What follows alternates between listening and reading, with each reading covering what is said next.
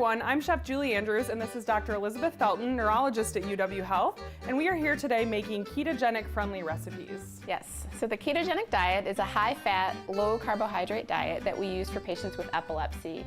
The type I use in most of my patients is the modified Atkins diet, and so we limit net carbohydrates to 10 to 20 grams per day. Sure, Yeah. So we have to be kind of careful when we're planning our recipes. Exactly. And always needing new ideas, Yes. right? And you always have some. Yeah. We are gonna do a breakfast casserole. Great. And this is really delicious and very easy to make. So we have eggs, and these are just whole large eggs.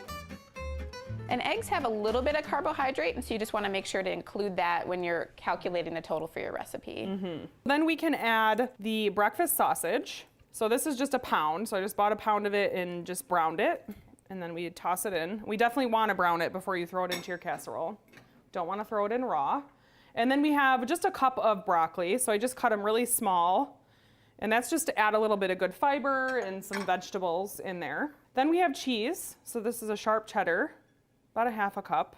And you always want to shred it yourself because that helps reduce the amount of carbohydrates in the recipe also. Mm-hmm. Another surprising thing, right? And then we have some flaxseed. So flaxseed is a really great source of omega-3 fats and also fiber. It's a good thing. Definitely. And then we have some almond flour. And almond flour is a type of flour that has significantly less carbohydrates than, say, your standard white or wheat flour. Mm-hmm. And so we use it a lot in recipes for the ketogenic diet. So I'm giving it a good whisk. I'm working hard. And then we have some salt and pepper. Bring all the flavors out of everything else. All right. And then that's some sage. It smells like Thanksgiving. That's what it reminds me of. Yeah, exactly. And then this is some onion powder and garlic powder. All right. We always want to count all the carbs from our seasonings also because they have a little bit in them. And I'm getting stuff stuck in my whisk here, but that's okay. I'm gonna set that aside and use my handy spatula instead. Okay. And so then our last ingredient is actually some pancake syrup. Oh. And which sounds a little interesting, but it goes so well with the sage and the breakfast sausage. It really just kind of brings it all together. Gives a little touch of sweetness. Exactly. So it kind of gives that maple flavor. Yeah. It's really yummy. And this is a sugar-free syrup, right? Yeah, so you can buy a completely sugar-free version of it, and then it doesn't have many carbohydrates at all. Okay.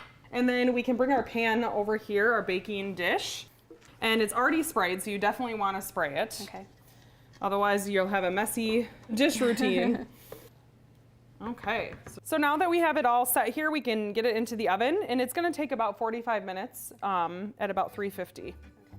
So as soon as the casserole set and starts to pull away from the edges a little bit, it's ready to go. Okay, looks excellent.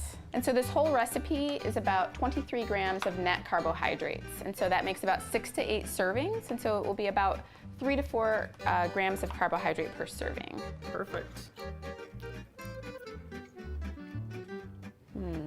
That's really good. Immediately I get the taste of the sage and the syrup. Yep, I get the little, just the touch of sweetness is excellent. That's really yummy. Well, I'm gonna let you eat, but thanks so much for joining me today. I had a lot of fun making this I did recipe. too, always, as always. Thank you. We'll see you next time.